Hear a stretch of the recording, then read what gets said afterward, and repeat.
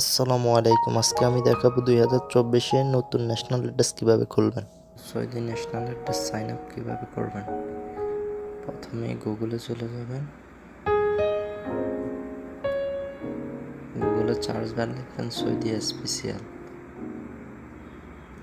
এখানে Saudi first এবং স্পেশালে click করবেন।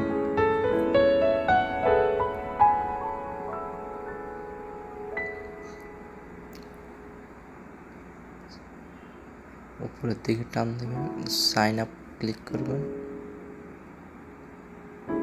উপরের দিকে টান দেবেন, কনফার্মে ক্লিক করবেন।